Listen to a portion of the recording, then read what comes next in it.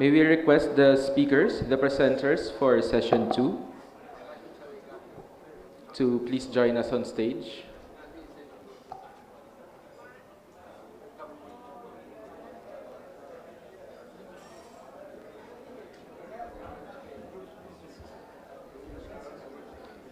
And also, while we are waiting for everyone to get back, we would just like to invite everyone to please feel free to share your photos, anecdotes, and insights from this conference on your social media accounts. And when you do, please use our official hashtag, #AASSREC So please feel free to do that on social media.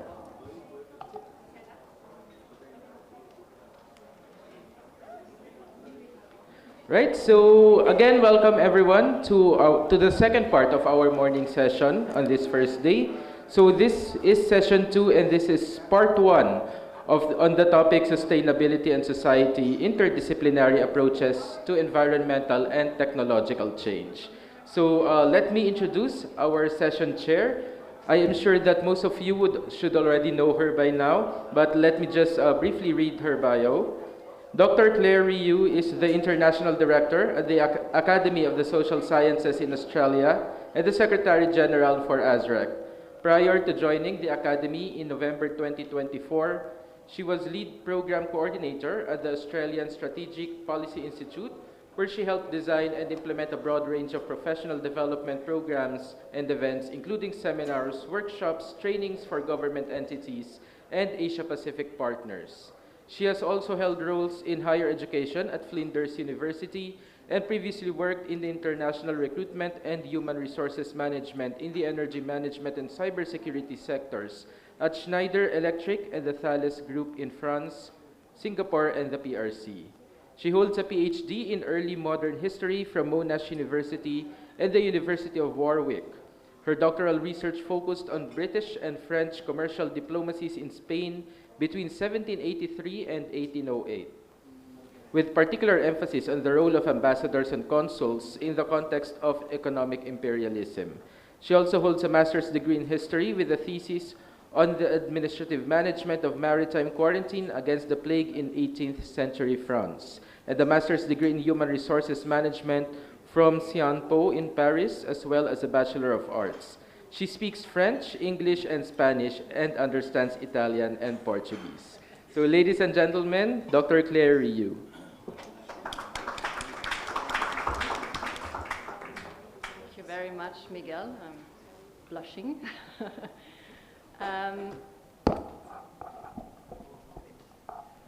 Thank you, everyone. I would like to thank also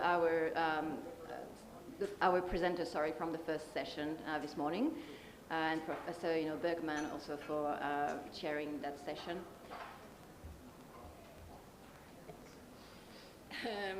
The title of our second session this morning is Sustainability and Society, Interdisciplinary Approaches to Environmental and Technological Change. Now, environmental and technological transformations are producing new vulnerabilities and possibilities across the Indo-Pacific. This session themes explores how interdisciplinary research can better understand the human dimensions of sustainability and advance just transitions. Now, we gather today at a moment when I think we can all agree the urgency of that theme is being underscored across the region.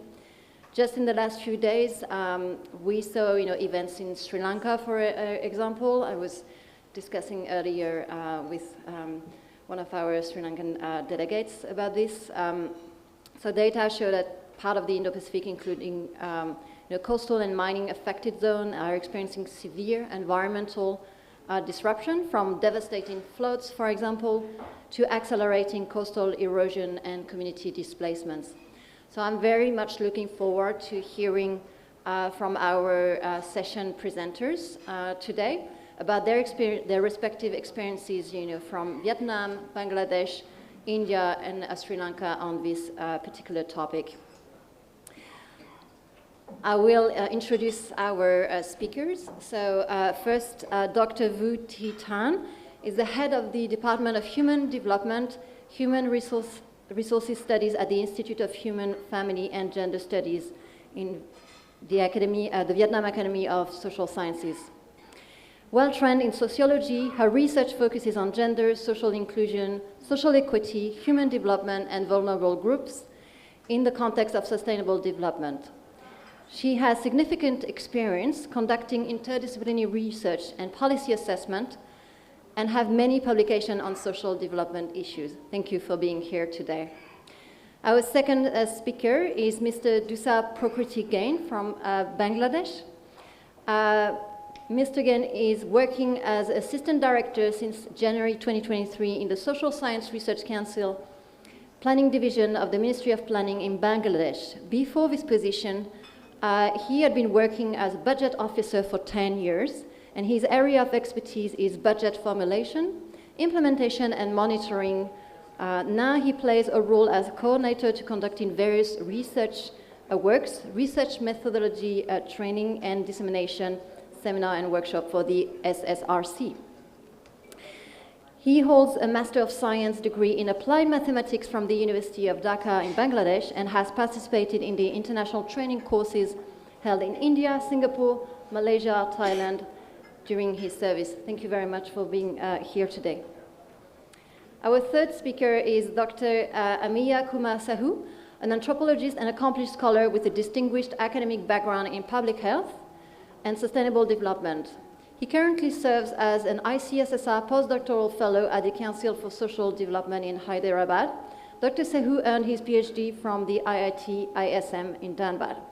Prior to his doctoral work, he completed both his Master of Science and Master of Philosophy in Anthropology at Utkal University in Bhubaneswar. I'm very sorry if I'm butchering these words. Where he cultivated a robust understanding of the biocultural dimensions of human societies.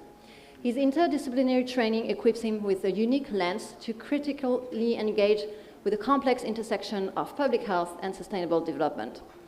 And finally, our fourth speaker today is Professor Ratnayake. He completed his Bachelor of Science special degree in geology at the University of Peradeniya and completed a Master of Geoscience and Doctor of Science degrees at Shimen University in Japan. According to the AD Scientific Index, he is ranked 4th in Earth Sciences in Sri Lanka.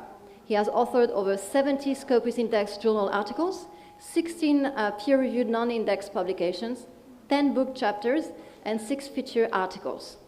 His scholarly impact is evidenced by over 2,650 citations, a very impressive H-index of 26, and an I-10 index of 54. He currently serves as an editorial board member, the scientific report Nature Portfolio and Dean in the Faculty of Applied Sciences at the UVA Lhasa University. I would now like to invite our first speaker to present the first presentation of the session. Thank you very much.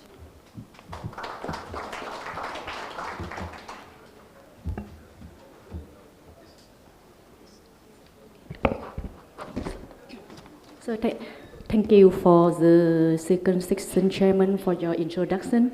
So I'm Thanh. I'm working for the Institute of Human, Family and Gender Study. So I'm very pleased to be here today to share with you about my paper on the interdisciplinary pathway to church transition, integrating social sciences for sustainability and inclusion. So about the structure of my presentation, so apart from the introduction and conclusion, I will focus on the two main content. One is about the role of interdisciplinary connection, especially social sciences, in promoting church transition. And the second is the challenge in integrating interdisciplinary to church transition. So about the context, so as we know that the world is undergoing rapid transformation, such as climate change, energy transition, and new digital technology. And their process create many opportunities, but they also bring many risks. And in response, the United Nations has introduced the 2030 Agenda for Sustainable Development, in which economic, social, and environmental goals are all intertwined. So to achieve SDG required action across multiple sectors and disciplines. So why do we need interdisciplinary? Just because the environmental and technological changes are never purely technical. So to address the challenge, we need interdisciplinary approaches which allow us to better understand socio-ecological systems and develop more inclusive, sustainable solutions for the future. So in this context, the social sciences play a vital role in understanding how social, cultural, and institutional factors shape the progress towards sustainability and inclusion. And about the just transition, so we see that the just transition must to ensure social equity, inclusion, and fairness in the distribution of both benefit and the burden of the environmental and technological changes. And in the just transition, the social sciences play an essential role in explaining how environmental and technological change are deeply intertwined with the social structure, power relation, and inequality. And they help us see who benefit, who is left behind, and under what conditions exclusion and vulnerability might occur. So different branches of the social sciences contribute complementary perspectives, as you can see in the slide. I will talk about focus more about the energy transition as an example for this for the just transition. So we can see that the social sciences can help to understand and shape the human dimension of the sustainability transition. So for the regarding an example of the energy transition, and we all agree that moving from fossil fuel to renewable energy is necessary. But there are also challenges because vulnerable groups face greater risk in the energy transition. However, the existing protect mechanism and gender and inclusive energy policy remain limited. So about in Vietnam, recently there's a wide range of intervention in Vietnam, mostly supported by many international organizations, including the UN agency, has been introduced to promote the equity and inclusion within energy transition. And we see that the intervention in Vietnam usually focused on some social issues. For example, it's raising gender awareness and strengthening women's leadership and skill in the energy transition. And many activities support women's participation in technical education, expand career opportunity, and build women's network within the energy workforce. And also have a communication and training program to assist women-owned enterprise in improving energy skill. And in some initiative in renewable energy, they support the women and female students to receive training and information support. And the intervention in Vietnam also promotes the local energy planning and local hiring for the energy project. So we can see that this intervention combine both the technological progress with the social empower, advancing a more just, inclusive, and sustainable energy transition. And some notes from the example of the energy transition in Vietnam that when we integrate social dimensions such as the gender, ethnicity, economic condition, and local culture, the intervention can become more equitable and responsive. But inclusion effort in Vietnam still remain modest because the energy policy in Vietnam were driven mainly by the technical and institutional priority, while they look over the social issue and sometimes also the vulnerable group, and the limited in this may be resulted from the limited engagement of the social researcher in designing the energy policy.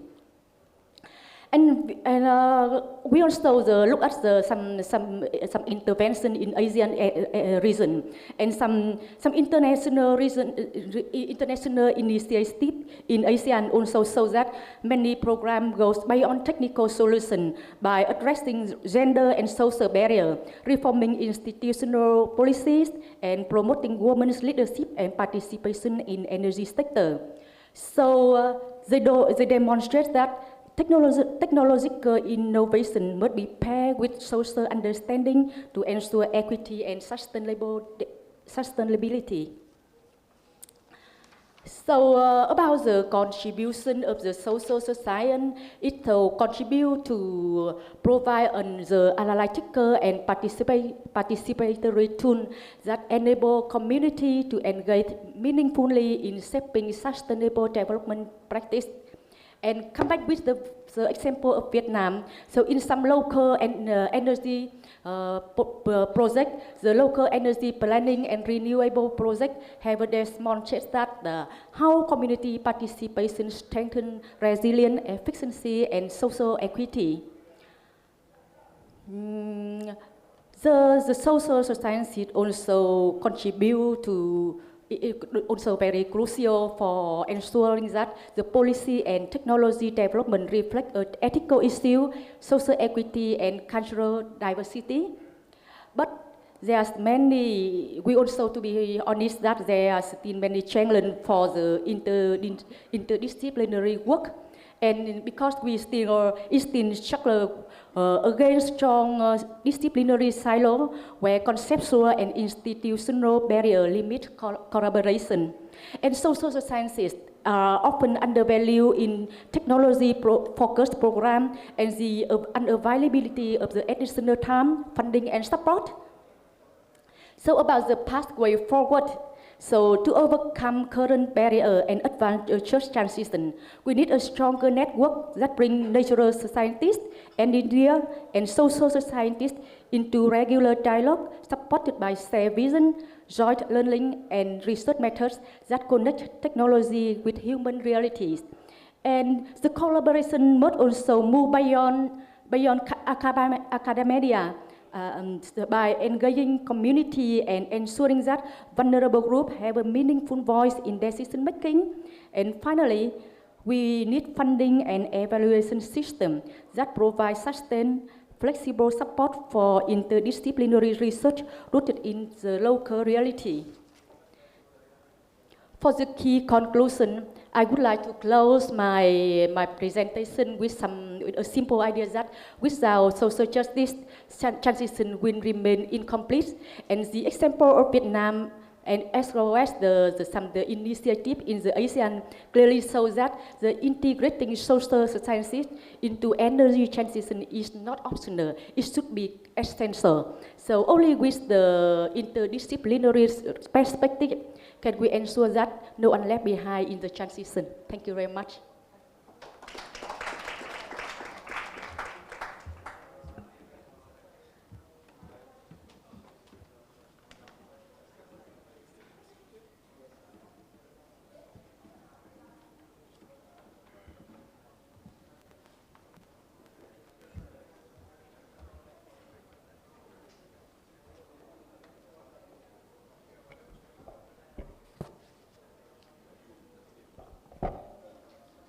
Respected Chair, distinguished scholars, a very good morning. I am Dhusar Prokriti at SSRC, Mr. Planning, Bangladesh. The title of the country paper I am presenting here today is Sustainability and Society, Interdisciplinary Approach to Environmental and Technological Change, a Bangladesh Perspective. This paper has been authored by Ms. Samia Firdausi, Joint Secretary, Social Studies Research Council, Bangladesh. Due to unavailable official commitments, she is unable to attend the conference in person. Therefore, I have the honor of presenting the country paper on her behalf. Bangladesh is one of the small countries in South Asia. The total area is 147 square kilometers and population size is 173 million. The density per square kilometer 1,171. The literacy rate of the country is 79%. Per capita income, $2,738 US. Poverty rate, 18.7%.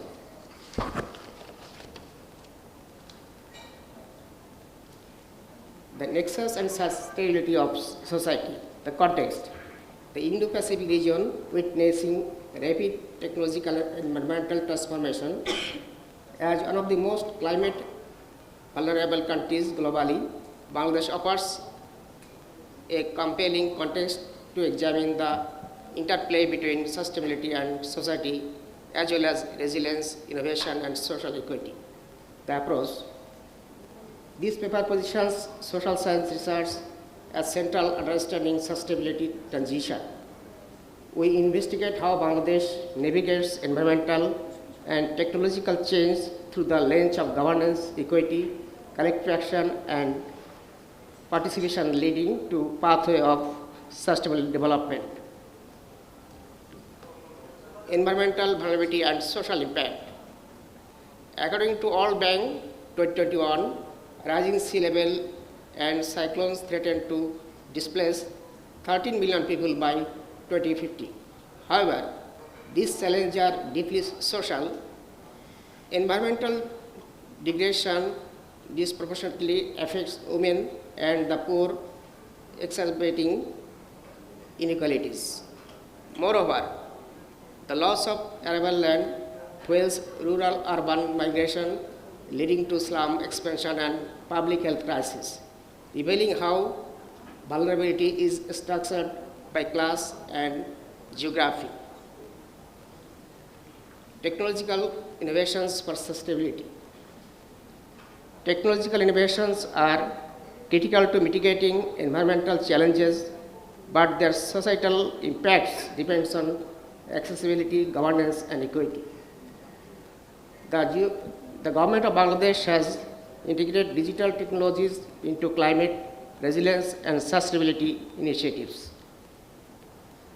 By integrating who benefits, who exclude, and how technologies reshape social relations, social science research makes visible the politics of technological change. Renewable energy and equity. The Infrastructure Development Company Limited, it called, programs has facilitated over 6 million social home systems, bringing clean energy to 20 million people in rural areas. Despite success, affordability and maintenance costs remain barriers of the poorest households.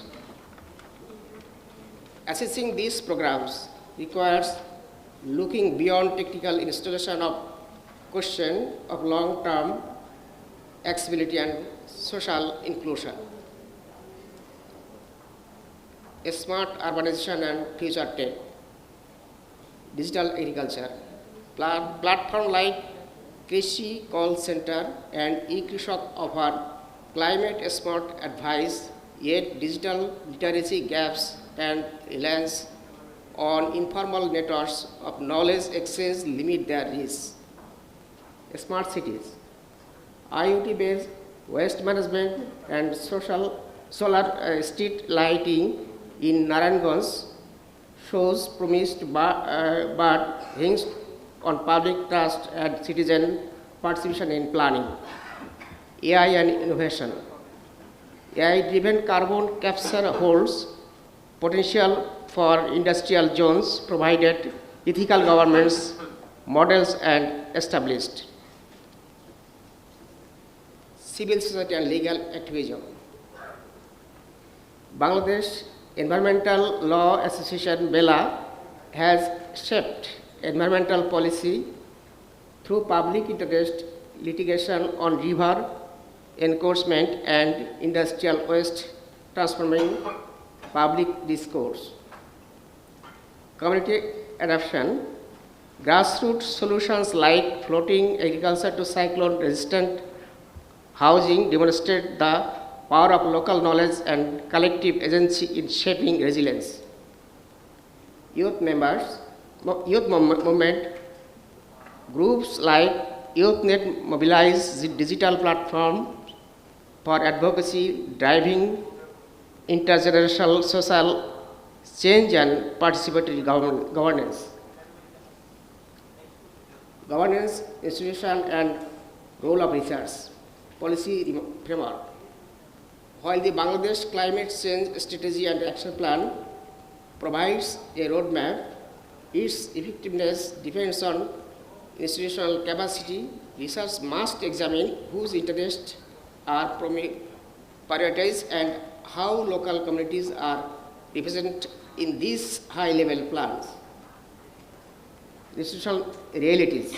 Weak implementation often reflects bureaucratic inertia, overlapping mandates, and limited decentralization. As governance is not merely a technical exercise but a contested arena of negotiation and accountability.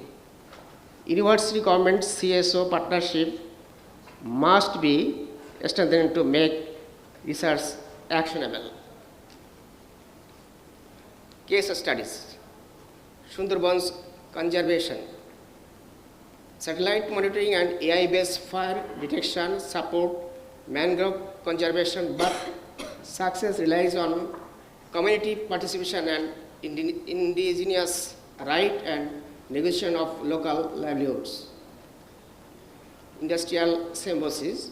In Naranganj, waste heat recovery and shared treatment facilities reduce emissions, yet their adoption depends on industrial actors' trust, willingness to cooperate, and presence of regulatory incentives.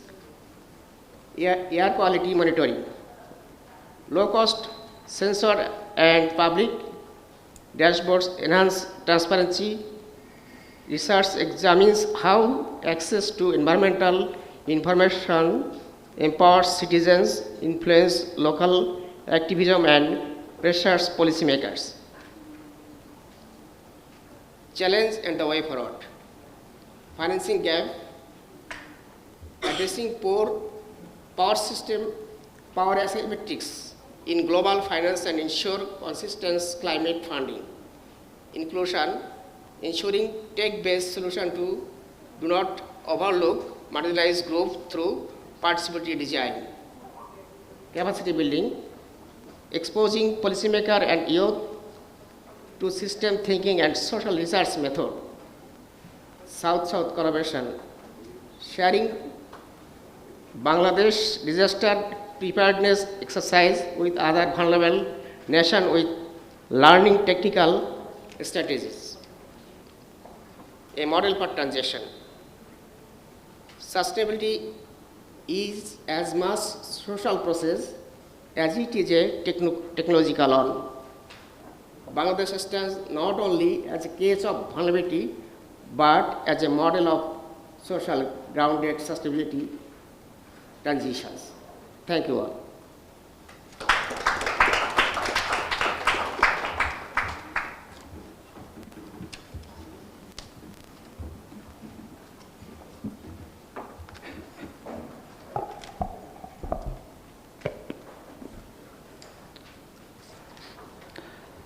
Namaste. Good afternoon, ladies and gentlemen. Honorable Chair of the sessions, esteemed delegates. It is my honor and privilege to present my research over here on the title, From Ancestral Lands to Open Pits, that indigenous struggles, mining economics, and sustainable livelihoods in Odisha.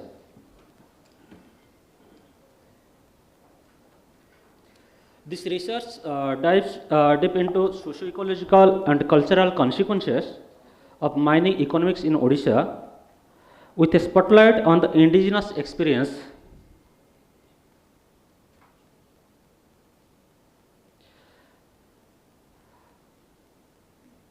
This presentation weaves together theoretical lenses from anthropology, post-development critics, and indigenous worldviews to reveal how extractive development doesn't just displace people but transform their worldviews, relational economics, and spiritual landscapes. The aim is not just critique, but to propose a vision of sustainability rooted in ecological stewardship and cultural continuity. Over the next slide, we will walk through the rationale of the study, methodology, objective and findings, governance critiques, and proposed alternative call to action.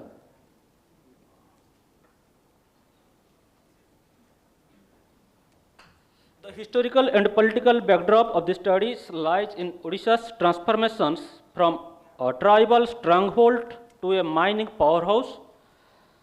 With the onset of regular economic policies in 1990s, Odisha, rich in mineral resources, emerged as a key site of industrialization. But this development came at a steep cost to the indigenous people who have called these lands home of generations. The study sites, that is Sundargarh district of Odisha, is one of the most mineralized districts. It is on the contradictions of it hosts rich deposits of high displacement. For the indigenous communities, here forest, rivers, and hills are living relatives, not commodities. Yet state cooperative alliances have reduced their livelihoods to transactional land deals, eroding moral, ecological, and kinship systems.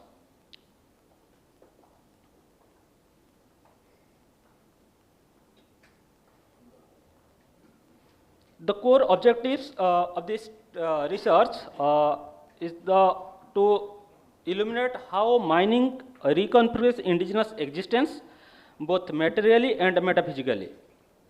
The first goal is to document the multidimensional impact of displacement caused by mining, but beyond documentation, the study delves into the ontological how ways of knowing relatives the being are disrupted. It positions extractivism as more than economic exploitations. It's a profound epistemic rupture. Through post-development critiques, the research also interrogates how modernity frames indigenous worlds as underdeveloped to justify dispositions. Finally, it aims to construct a future-facing vision of sustainability, one grounded in indigenous ethics and relational economics. The theoretical framework that critically engages with the crisis, the study draws from the three intersecting theoretical perspectives. First, the anthropological is employed not merely as a cultural lens, but a mode of ontological inquiry, examining how extractive capitalism erodes the moral and spiritual dimension of life. Second, post-development theory interrogates the language and power of progress. It reveals how state cooperative narratives erase indigenous subjectivity by presenting extraction as benevolent moderation. The underdeveloped labels becomes a weapon of legitimacy. Finally, indigenous epistemology offer a alternative visions grounded in kinship, care, and relationality. They reframe sustainability as a moral ecology, not a resource management challenge. This fusion of critique and indigenous insights form the analytical core of the research. The study area and methodology applied. As I have already mentioned that Sundargarh district is the most mineral district of Odisha. The research was conducted there. It was chosen for this research due to its layered complexity, home to both vast mineral wealth and deep-rooted indigenous traditions. It offers a compelling site to investigate the extractive frontier as a site of both disposition and resilience. Methodologically, the study relies on interpretive. It does not chase quantitative generalizability, but seek thick contextual understanding. The data sources includes interviews archival reports, and field notes from the local civil society networks.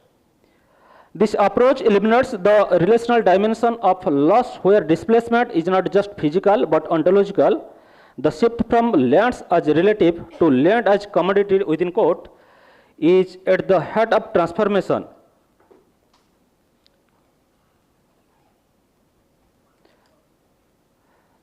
The data points a stark portrait of extractive disruptions. Displacement is not just numerical. Over 75,000 lives have been uprooted, most without adequate legal recognition or compensation. This disproportionately affects women who suffer income loss, increased burden, and food insecurity. Culturally, the toll is equally immense. Sacred sites have been bulldozed, rituals served from landscapes, and youth cut between traditional identity and marginal labor life. Environmentally, mining has stripped forests, polluted groundwater, and reduced biodiversity, while a governance framework intends to safeguard indigenous autonomy have been tokenistic at best. These results led us into a broader discussions on what this impact reveal about our concept of progress and resistance. In the socio-economic impacts of mining-induced displacement that has decimated the traditional livelihood metrics of indigenous communities. Pre-displacement, the economic was based on subsistence agriculture, forest-produced collection, and communal labor. The post-displacement scenario has the 75,000 that is mostly on tribal peoples. They are alienated is a major issue. Many families lack formal land records, disqualifying them from the rehabilitations. For women, the effects were particularly severe. Income sources linked to forest gathering have vanished. Simultaneously, the burden of unpaid care worker has grown as access to clean water and food shrinks.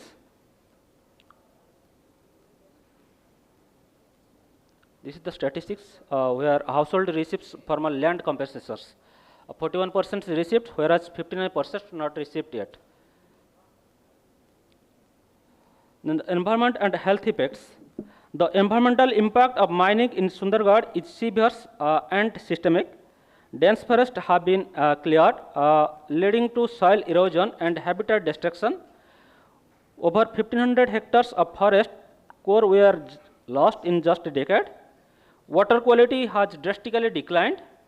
Most wells now contain unsafe level of iron and manganese, affected both drinking water and irrigations. Simultaneously, air pollution, especially PM10 levels, far exceeds safe thresholds, leading to increased respiratory illness in nearby villages. This environmental degradation also represents a cultural loss. Women who once gathered the medicinal herbs and food plants can no longer find them. Entire system of ecological knowledge are at risk disappearing. The destruction is both physical and epistemic and call for urgent rethinking of ecological governance. This is statistics.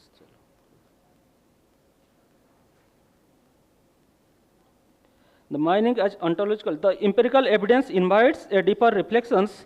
Mining in Sundargarh is not just an economic transition, it is an ontological rupture that tears apart relation worlds held together by rituals, ancestors, and ecology. The concept of cosmological injury captures this break. Sacred hills no longer breathe with the people, they carve dust. Cultural and spiritual dislocations, even in the absence of physical relocation, is profoundly felt. This disruption is legitimatized by development discourse, which classifies indigenous cosmologies as backward and irreplaceable. But resistance emerges through cultural performance, ritual resurgence, and community assemblies that assert both political and spiritual sovereignty. This discussion reframes that it means to develop who get to define the trajectory.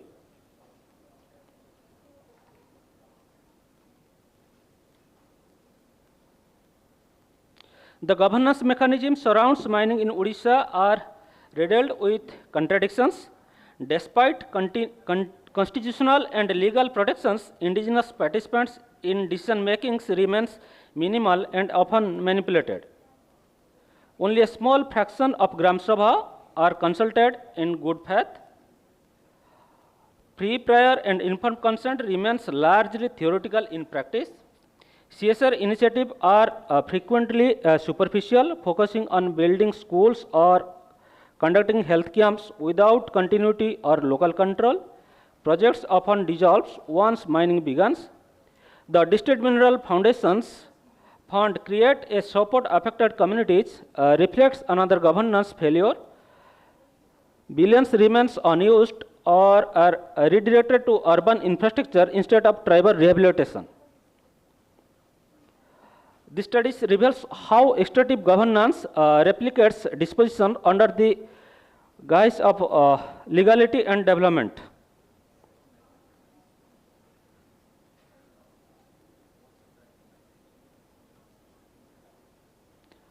Then the policy visions advanced are emphasized not just reform but transformation.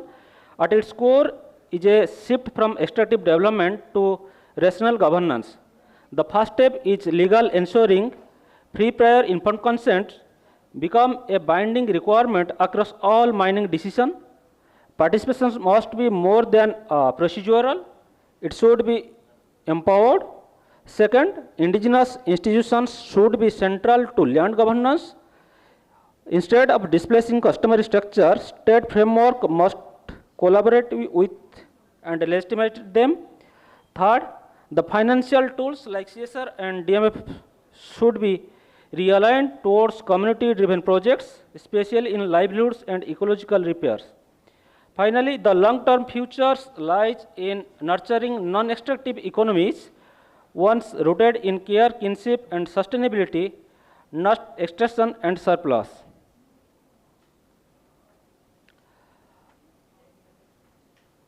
To conclude, it urges a fundamental paradigm shift.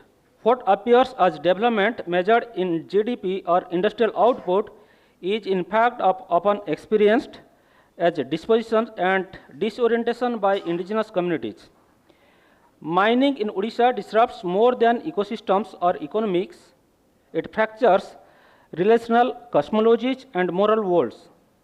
Sustainability, if it is to be meaningful, must move beyond technocratic fixes and towards epistemic plurality. The path forward lies in relational governance, a model where indigenous knowledge is not consulted but centered and where care replaces control. This transition is not just ecological or economic, it is deeply ethical.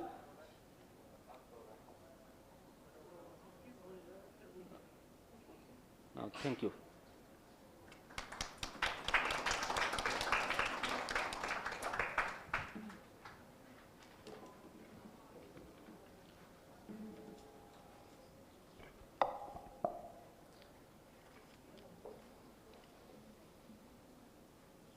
Good afternoon. Socio-economic impact of coastal erosion in Sri Lanka. Is coastal erosion is natural process? Yes, it is. Coastal erosion is a natural process increased by anthropogenic activities and climatic changes and unstable coastal development. The mitigation of the coastal erosion is challenging due to mainly the cost for the engineering construction and lack of policy coordination and ongoing climatic change. Sri Lanka and other developing nations are heavily dependent on coastal resources for fisheries, trade and tourism. Coastal erosion creates the many environmental and social challenges. However, there remain significant gaps in understanding the socio-economic dimension of coastal erosion. The objective of these studies are to identify key coastal changes in selected coastal areas and to assess the socio-economic impact of these changes on local communities, focusing on livelihood, income, housing, health and education, and finally to examine the community awareness and the adaptive response to the coastal changes. So in study, we cover all the coastal area in Sri Lanka, and we use the MIS method approach, that is considering the quantitative and qualitative data to understand the socio-economic impact of the coastal erosion. First, we did the geographic information system, GIS, used to analyze the spatial pattern of the coastal erosion along the entire coastal line of Sri Lanka. And then we did the on-site observation were carried out to identify the visible signs of the erosion, infrastructure damage, and changes of the coastal line. For the community survey, we consider the focus group discussion were conducted, considering the socio-economic assessment were carried out using the indicators such as income loss, employability shifts, migration trends, and the infrastructure damage. So during the community survey, so we use the non-structured question, and we consider these 6 thematic areas like exposure and the experience with the coastal erosion. And we covered questions like, have you been directly affected by the coastal erosion during the last 10 years? Like then economic and livelihood impact. Have your income decreased because of the coastal erosion? And assessment the displacement. Have your house or infrastructure been damaged by the coastal erosion? And social and community impact. Have you lost access to share the resources? And fifth, and perception and the attitudes. Is the coastal erosion is getting worse in your country? And sixth is the strategies and the readiness. What strategies have used because of the coastal erosion? So we covered these 6 thematic areas during our non-structured question. So first, we divide Sri Lanka into different sections, and so we use GIS map, and we consider 102 points in the west coast and 83 points in the east coast, and finally we prepared GIS map to understand where these coastal erosion are prominent. And so during the statistical parameters, we consider these 3 parameters like net shore movement, endpoint rate, and shoreline changes to understand the coastal erosion during the last 20 years. And these are the results. So you can see the red color part and blue color parts. And red color part indicate where the coastal erosion are prominent, and blue color areas indicate where the sediment accumulation can happen. So it's mean eroded sediment accumulating somewhere else. So these are the results of the east coast. So average results indicate that the coastal erosion is range from 0.5 to 2 meters per year. So these changes are driven by the both anthropogenic factors such as coastal construction, land reclamation, sand mining, natural phenomena like monsoon changes, sea level changes, and tropical cyclone. So these images clearly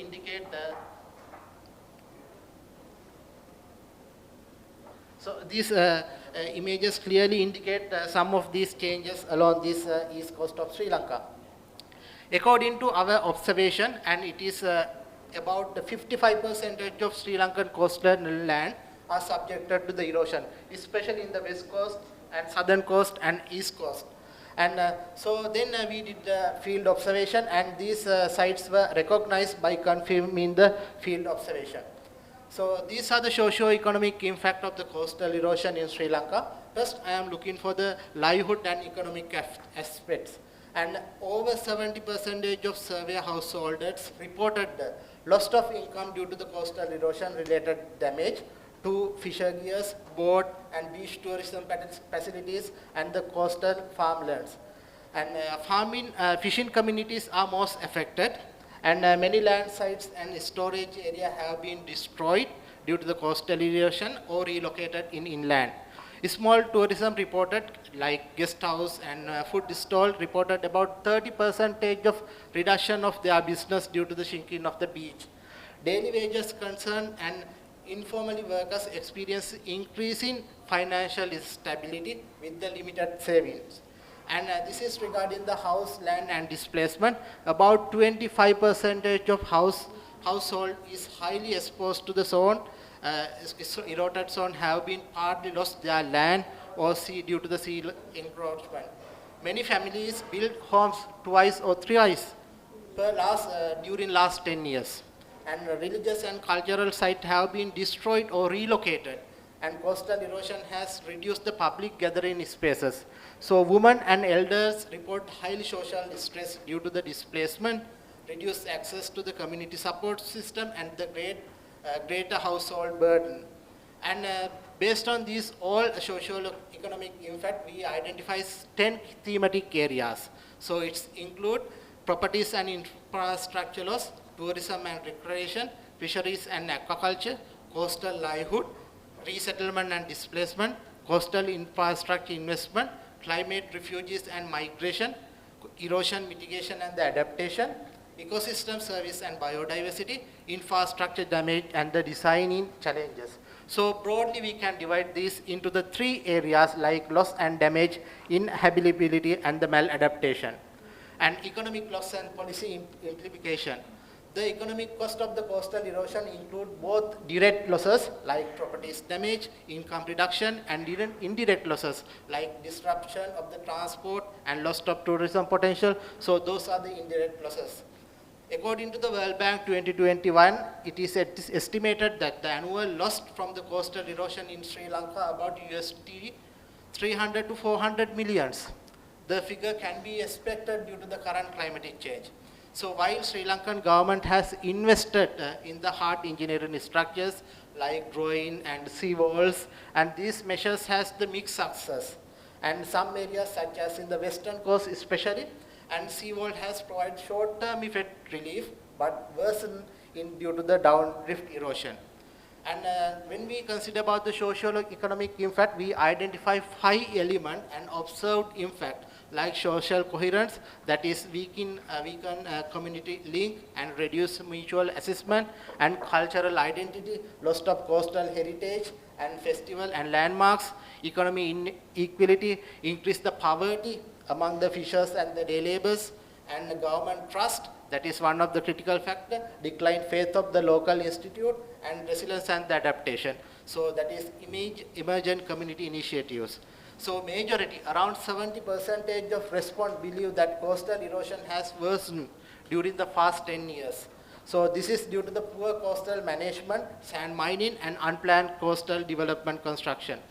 Community members expert limited trust in the government projection project, and this is one of the issue. So then we realize, then we check what is the situation behind that. So we identify that there are 19 institutes, those who are related to the coastal erosion and the conservation and different acts. So their connection is one of the critical factors, and there is no good connection between each organization. And then when we talk about the economic cost and the policy implementation, and coastal projection projects are only from the up-down flow, and there is no from bottom to up, down, up, top process. So therefore, relocation policies are inconsistent. So some receive the new houses within short time, but others waiting for several years. And traditional knowledge like sand dunes and the vegetation barriers are undervalued. So therefore, based on our observation, we propose the integrated coastal management zone. And so this policy indicates the 4 levels: village level, divisional level, district level, and the national level. So according to this coastal zone management guideline, so we propose the action committee at the village level, and dissemination and enforcement at the divisional level. At the district level, we can do the knowledge generation and the capacity building. And finally, we can do the national level policy implementation. So when we consider about this integrated coastal zone management, so we have to strengthen the existing law and policies on the coastal conservation. And then we have to establish and the administrative structure to the interline with these all the government bodies. And finally, we have to propose the integrated planning. It should include the master plan and the strategic plan. So then based on the implementation, we can monitor and evaluate, and finally we can achieve the sustainable development goals. And these are the common drivers that we can observe in the Indo-Pacific region. So like sea level rise due to the climate change, unregulated coastal development, sand mining and degradation, and the lost and mangroves and the coastal reef, and extreme weather and monsoon changes. So we can observe the similar scenario in the other countries, in Bangladesh, Maldives, Indonesia, Thailand, and Vietnam. So we can observe the similar kind of evidence. So this pattern and drivers and social impact observed in Sri Lanka reflect the trend occurring across the many coastal nations from India, Bangladesh, Indonesia and the Pacific Island. The physical process and the anthropogenic pressure that drive the erosion in the coastal erosion in Sri Lanka are representative of the broader Indo-Pacific region, allowing a meaningful comparison and application of the mitigation strategies. So in conclusion, the finding demonstrated that the coastal erosion in Sri Lanka is not an environmental issue, but it's a profound social one.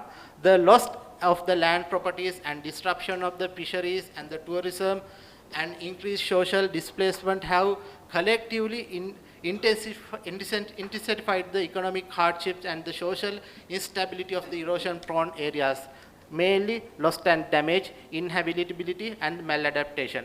Despite the recognition of the problem, current mitigation efforts such as predominant hard engineering structures believe and it provides some of the missed success. Therefore, we propose the integrated and sustainable coastal zone management approach that combines both engineering and ecosystem-based solution. So addressing coastal erosion requires the inclusive particular planning, improve the institutional coordination, and robust policy implementation. Thank you very much. And you can enjoy the video. Thank you very much to our presenters for this second session. We now have some time for questions or comments from the room, but I might start with a question of my own. It's based on a recent experience. Along with Professor Posamai, who is the international chair of our academy, we were part of an Australian delegation to New Caledonia. New Caledonia holds 30% of the world's resources in nickel. And the mining sector has a disproportionate negative impact on the environment and also on indigenous populations in New Caledonia. And so we exchanged and discussed with colleagues from the social sciences, but also from STEM and engineering. And they were particularly interested in starting, conversations and exchanges between Australia and New Caledonia about, the best practices in the mining sector. And it was, for me, very striking that these, exchanges don't exist, already, apparently. So my question to the panel is, given, recent environmental or mining-related, crisis in your respective, countries, how could social science research help design community-driven safeguards, and then, possibly share those, safeguards or those best practices between countries in the region? Yes, very nice question. And I think I speculated that I am only person in STEM in this forum. And so, yes, we do. And so in Sri Lanka, we developed the mineral policy in 2023. And I chaired by that forum. So therefore, I have the experience. So when we do any kind of exploration in Sri Lanka, so then we have to do EIA, environmental impact assessment, and sociology is one of the key parameters. So there should be a sociologist, and his contribution is really important to generate the ideas, how the socio-economic impact that is affected. So it should be included in the report, and then recommendation and mitigation strategies, those should be included in the reports. And then the government side or private investors, so they have to adapt those mitigation strategies. So counterwise, we have to monitor and check the validity, and all the things should be in the perfect line. So otherwise, it will not be accepted. So therefore, sociologists, they have the huge role in the exploration part, and their contribution is really important. And with the recommendation and the acceptance, so we can go forward. So otherwise, the project will be collapsed and we will be stopped. So that is the situation in Sri Lanka. So it's a must, and sociological impact should be assessed before any kind of projects. Thank you very much. Any other, yes, presenter, please.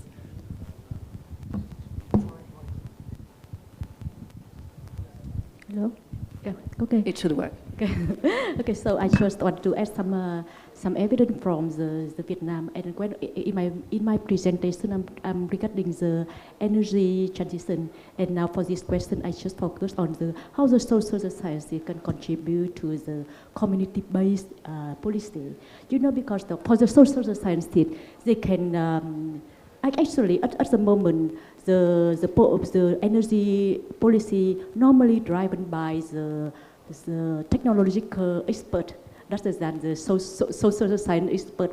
But actually for the social sciences, they can contribute to, through the study, they can contribute to explore the community strength. For example, for the energy project in Vietnam, they usually located in the remote area where many ethnic minority people live. When actually indigenous people have their own experience and their own knowledge, this can be useful to use the energy in an effective way.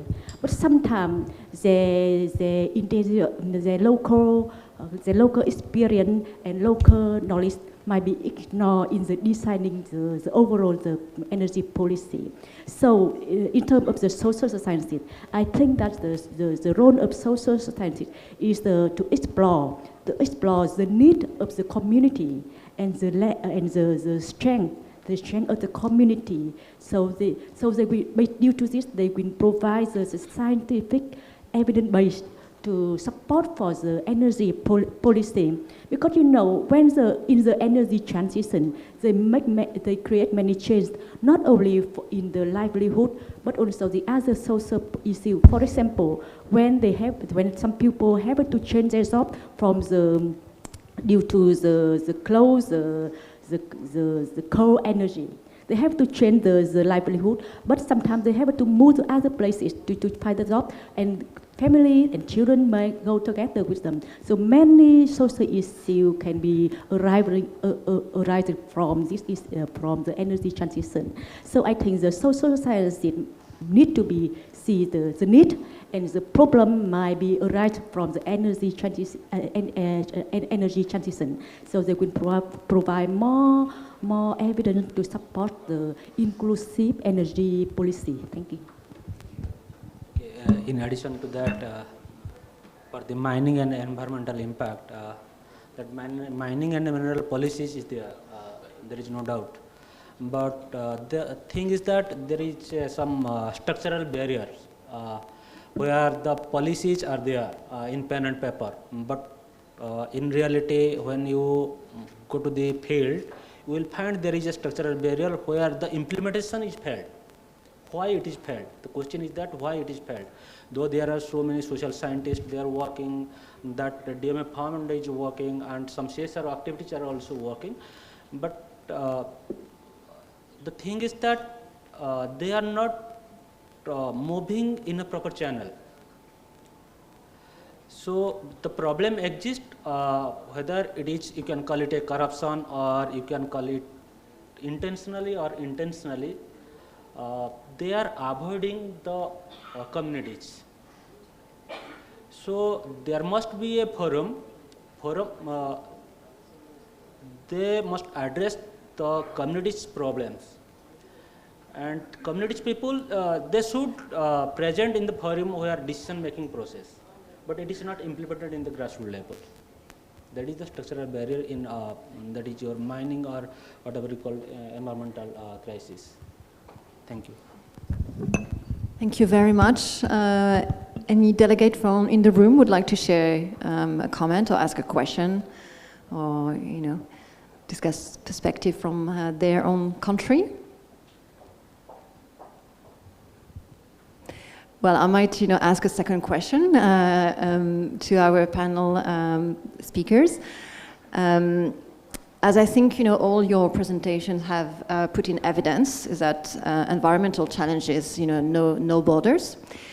So my question to you is, and for example on the topic of coastal erosion, you showed a slide that put in evidence also the common drivers between different countries, not just Sri Lanka, for example, but Pacific Island countries facing the same challenges. So My question is, which countries in the region would you like to work more with on your research topic? Not just in terms of collaborations with individuals, but which countries do you think you should be working more with because there are common aspects in your work?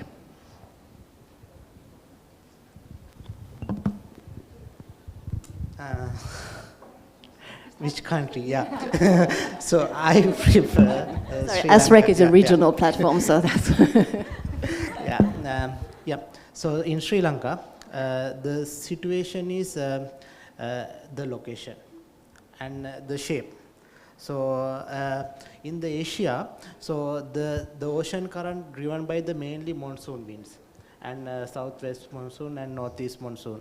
And when we consider about the other countries, the position is critical in Sri Lanka, especially in the west coast. And monsoon winds are more prominent. It's come about 800 kilometers from the Indian Ocean without passing any barriers. So therefore, the energy and the wave energy is prominent in Sri Lanka. And when other thing is the considering the shape of the Sri Lanka, it's like water drop, and then another important thing is the longshore current that create around the country always. So therefore, the coastal erosion is more prominent. And another important thing is Maldives. So considering the size, and we have to give the priority for the Maldives as well. So then other side from the Indian Ocean, like Thailand, so their coastal erosion is prominent, and I do some collaboration research in Maldives, Malaysia and Thailand at the moment, and they also face the similar kind of issues, not only Sri Lanka. Thank you very much. So we do have delegates from Malaysia and Thailand, of course, in the room. So I hope you can have a conversation with them about this. Any other perspective from your research topic? I think it depends on the issue. For example, in Vietnam, in Vietnam, is one of the countries which is the most affected by the climate change. In some country in the region, such as some country in the Mekong River region, and sometimes other countries like the Bangladesh also very impacted by the climate change. So I think the cooperation between the country which have a similar situation or similar context might be promote the sharing is good experience in adapting to the environmental changes. Yeah. Thank you very much. We do have time for one last question, either from the room. Yes, I can see a hand raised. Thank you. Could we get a microphone, please, at the back of the room? Thank you.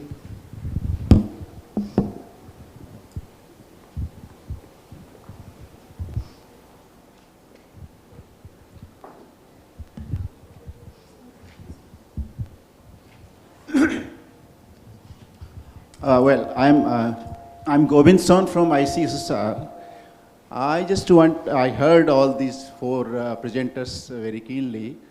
Of course, their presentation has been very knowledge-giving and reflecting the situation in different countries. When we talk about this sustainable development and the future, UNO has already expressed its concern in 2015 itself about the sustainable development. I found in all the presentations, that sort of concern has not been taken care of. Whether we call of the developmental activities, whether you call about the particular projects or so. So I just wanted to know from the learned presenters whether these concerns which UN has expressed long back, are the factor in taking all these developmental activities, or they are just the concern jotted down by them? Because most of us are the member of the UN, and whether we take them seriously in our developmental activities or not, or how far they are useful in what we call the sustainable development. And I feel, of course, for the sustainable future, those are very essential. So just I wanted to know the comments from all presenters. Thank you.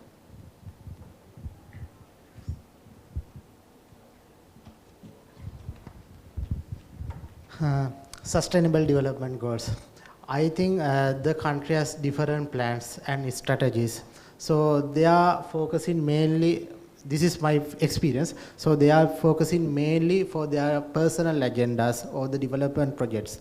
And then the important thing is we have to consider whether these projects should align with the sustainable development goal or not. We have to implement sustainable development goals to each project. So basically I think it's better if we can bring all the sustainable development goal into the particular projects and align with the projects. I will give some brief example. The construction of hydropower projects. So definitely it will damage some part of the environment and it will damage, but we can implement the green energy concept into that one. So we have to consider about how to minimize the environmental issues due to the particular projects. So if we can avoid the issues that is related to the project, so we can bring the sustainable development projects which is focusing another objective, but we can achieve the sustainable development goal as well. So therefore, in my conclusion is, whatever the projects, so we have to focus on, so what are the issues, what are the challenges, how we can mitigate those challenges, and how to avoid those challenges, and what is the ideas or what are the suggestions that we give to avoid those things, and finally we can bring the sustainable development goals to the projects and we can achieve it in carefully. So therefore in Sri Lanka, so whatever the projects, so we have to do a EIA and we have to evaluate this socio-economic impact of the particular projects, and we have to settle down those issues before the implementation of the projects. So it's a must in Sri Lanka at the moment. Thank you, sir, for your intellectual query about UN Sustainable Development Goals. All the 17 goals of UN's, they are all interlinked with each other. If you miss one, then the whole system will collapse. As UN declare, it is they are going to rapidly, some countries they achieve the goal nearby. Few countries, they are in developing ways. All the goals and targets of SDG, they are well aligned with whatever project you are running, doesn't matter. They are for the sustainability of the future. In case of you see the example of extractive industries, if they will not well aligned with that SDG targets and goals, then the future will be in dark side. So all that bodies or academia, research, whatever they are running the projects, they are well planned with that targets and goals. Thank you, sir.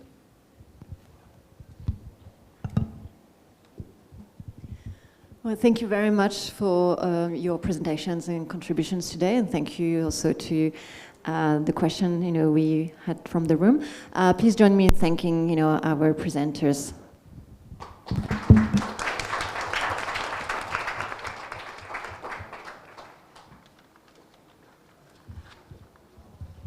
All right, thank you very much, Claire, and to our 4 presenters.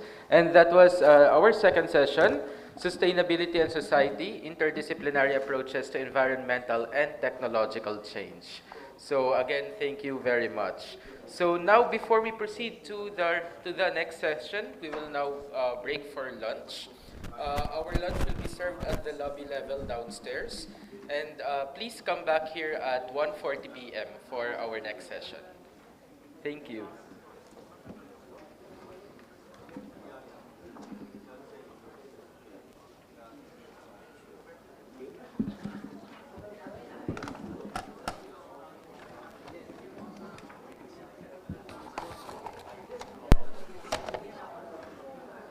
Oh, wait.